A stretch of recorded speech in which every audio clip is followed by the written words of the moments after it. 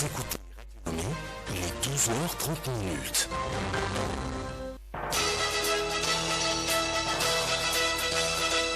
Le journal Léontine à Toguima. Monsieur Zédan, bonjour et merci de nous choisir pour vous informer. Bienvenue dans cette édition. Donc voici le titre. Le service des douanes et droits indirects s'installe désormais à l'Office togolais des recettes. Une cérémonie de prise d'armes ce matin au siège de l'institution marque cette rentrée qui s'inscrit dans la droite ligne des réformes de l'OTR. Les Ghanéens sont aux urnes depuis ce matin pour les élections générales. Le scrutin présidentiel s'annonce très serré entre deux adversaires de longue date, Nana Akufo-Addo et John Mahama. Décembre 2019, décembre 2020, il y a un an, le coronavirus faisait son irruption à Wuhan en Chine. Des traitements à base des molécules, aujourd'hui nous en sommes au vaccin.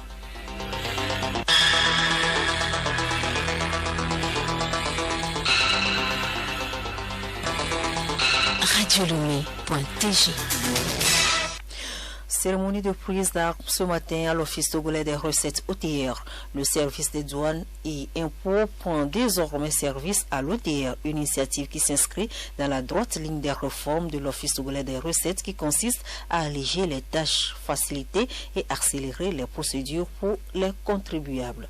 Gracia Gouto. Ainsi, toutes les démarches relatives à la douane et aux impôts sont faisables à la Direction générale de l'OTR. Philippe Kokouchodji, commissaire général de l'OTR. Nous sommes donc heureux de nous rapprocher davantage, à être en même temps sur un même site et à servir plus au mieux les usagers, les contribuables et la population togolaise.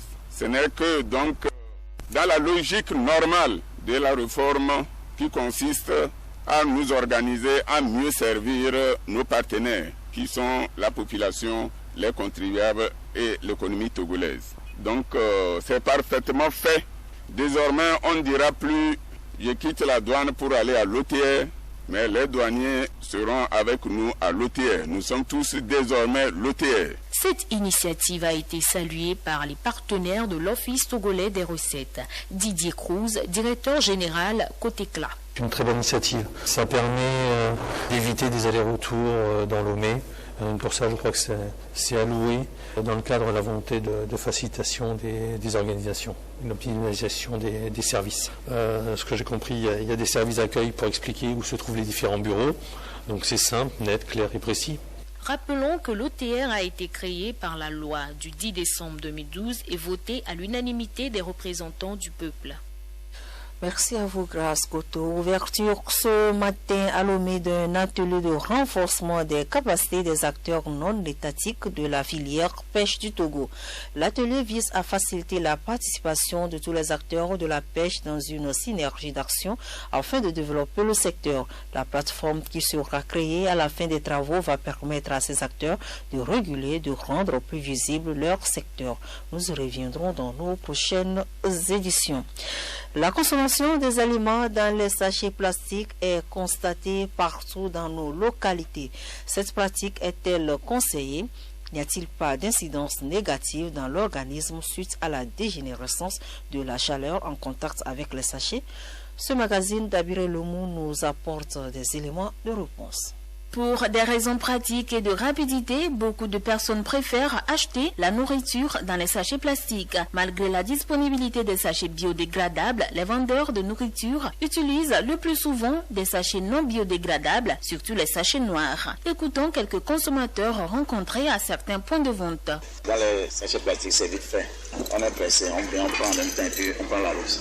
On est obligé d'acheter ça comme ça pour partir. Arriver au boulot, mettre ça dans des assiettes pour manger. C'est à cause du temps. Quelqu'un qui va au boulot, il est pressé, il n'a plus le temps de retourner à la maison pour prendre une assiette et manger. On est conscient que ce n'est pas une bonne chose, mais bon. Le problème, c'est que ça tue à petit feu. Prendre la cuillère des bonnes femmes, manger dans leur plat, moi ça ne m'intéresse pas trop. Je préfère acheter dans le plastique, rentrer à la maison et manger. Quand tu sors et que tu es pressé, en rentrant, tu as trouvé la nourriture. Or, tu sais qu'arrivé à la maison, tu tu n'as pas le temps pour préparer. Il y a des risques qu'on commet. Ah, on va faire comment? Pour les revendeurs de nourriture, servir dans les sachets plastiques est une exigence des clients puisqu'ils disposent de plats ou assiettes appropriées. C'est les clients qui réclament, ils veulent qu'on les mette ça dans les sachets plastiques. Peut-être ils sont pressés, ils veulent partir avec, donc ils préfèrent qu'on les mette ça dans les sachets plastiques. S'il prend le plat et qu'il va ramener ça à temps, là il n'y a pas de problème. Il y a certains qui prennent ça, ils vont jusqu'à le lendemain.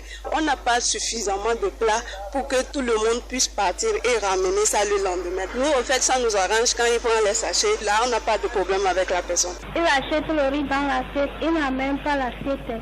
Le pain se perd, puis c'est là je mets le riz dans le plastique. Si la personne veut partir avec, il demande de le mettre dans le sachet. La cuillère, le plat, on ne retrouve plus. C'est pourquoi des fois, on les oblige à les mettre dans le sachet. Consommer les aliments dans les sachets plastiques peut engendrer de graves conséquences selon les toxicologues. La consommation des aliments dans les sachets plastiques est à l'origine de nombreuses maladies qui peuvent même entraîner la mort. Professeur Diallo Aboudou Latif, toxicologue à la faculté des sciences de la santé de l'université de Lomé. La population court un grand risque en consommant les produits qui sont mis dans les sachets plastiques. Ce risque-là est en rapport surtout avec l'origine même des sachets. Les sachets sont fabriqués à base de pétrole. Plusieurs substances chimiques toxiques peuvent migrer des sachets vers les aliments. Il faut vraiment éviter de mettre les aliments chauds, tels que les combes, la bouillie, le colicot, dans les sachets plastiques. C'est très dangereux pour la santé.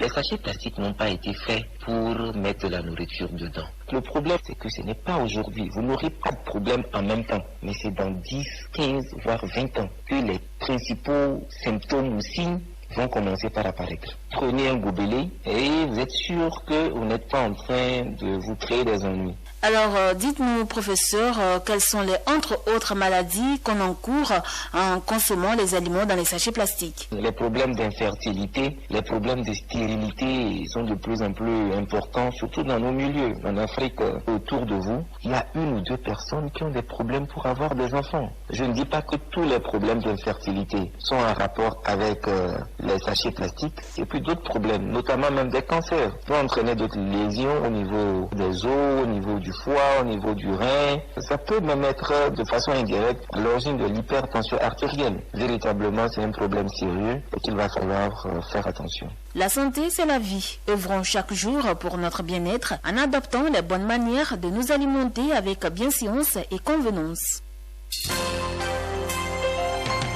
Le journal Léontine à Toguima. Hors de nos frontières, les Ghanéens sont appelés aux urnes ce lundi pour les élections législatives et présidentielles. 17 millions d'électeurs devront départager le président sortant, Nana Akufo-Addo, de son rival de toujours, John Mahama. C'est la 3e fois en 10 ans que la présidentielle oppose les 2 hommes. Angèle Untoji.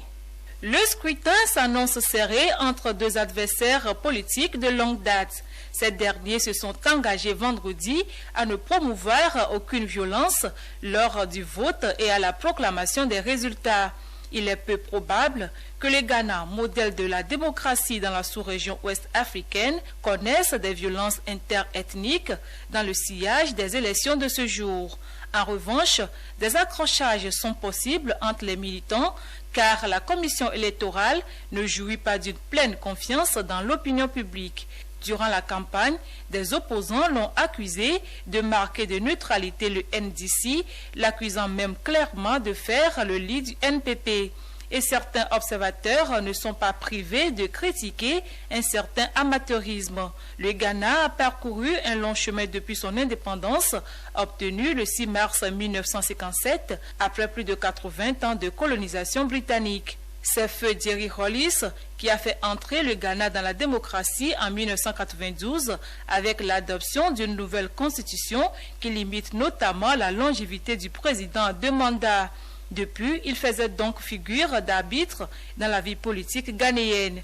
En 2016, lors de la défaite du président sortant John Mahama, tête de file du National Democratic Congress, NDC, créé par Hollis lui-même en 1992, il avait sèchement recadré son poulain qui contestait la victoire de Nana Akufo-Addo. John Mahama, avait fini par accepter la sanction des urnes et laisser sa place à la Jubilee House à Nana Akufo-Addo, qui se présentait alors comme le chevalier blanc de la lutte anticorruption. Un titre qu'il ne conservera pas longtemps, éclaboussé à son tour par des affaires de pots de vin et d'ingérence. La dernière en date a éclaté en novembre à 3 semaines du scrutin présidentiel avec la démission surprise du procureur anticorruption Martin Amidou.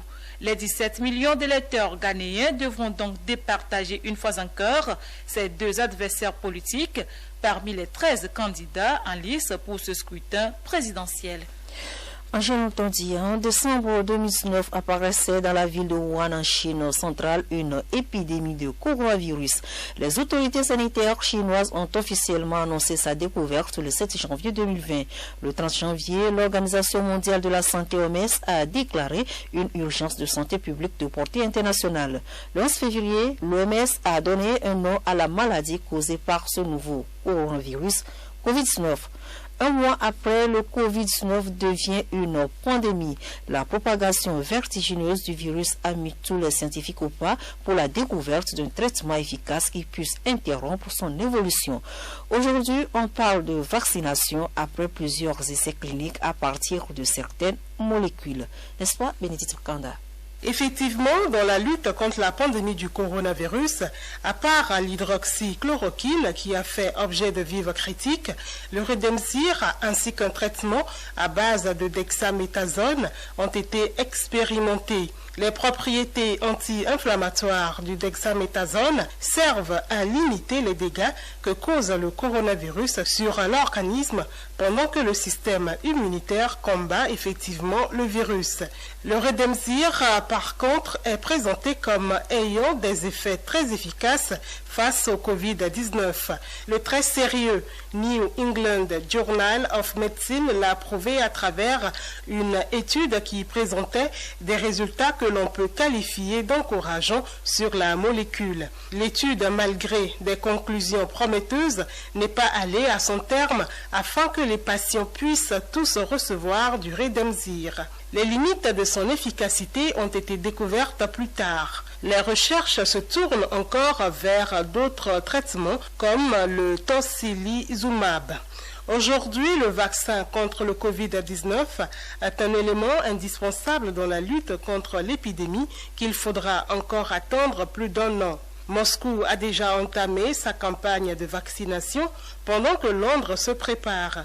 Pays le plus durement touché en Europe par la pandémie avec plus de 61 000 morts, le Royaume-Uni est le premier dans le monde à avoir autorisé le déploiement du vaccin développé par Pfizer et BioNTech et sera aussi le premier pays occidental à entamer sa campagne de vaccination demain mardi. En Allemagne, 450 centres de vaccination doivent être mis en place à travers le pays d'ici quelques jours. La campagne de vaccination en France pourrait commencer dès le 4 janvier prochain. Le professeur Alain Fischer, qui pilotera cette campagne de vaccination, prévient toutefois que cette opération ne suffira pas à atteindre l'immunité collective. Depuis samedi, la Russie, elle, autre vaccine contre le Covid-19. Au total, 2 millions de doses ont été produites. Pour l'heure, les injections sont réservées aux travailleurs sociaux, au personnel soignant et aux enseignants, mais tous les Russes y auront accès dans les semaines à venir. De son côté, la Chine est à sa deuxième vague de campagne de vaccination, alors que son candidat vaccin contre le Covid-19, Coronavac, n'est encore qu'en phase 3 d'essais cliniques. Bénédicte Kanda, sur le continent, le Maroc est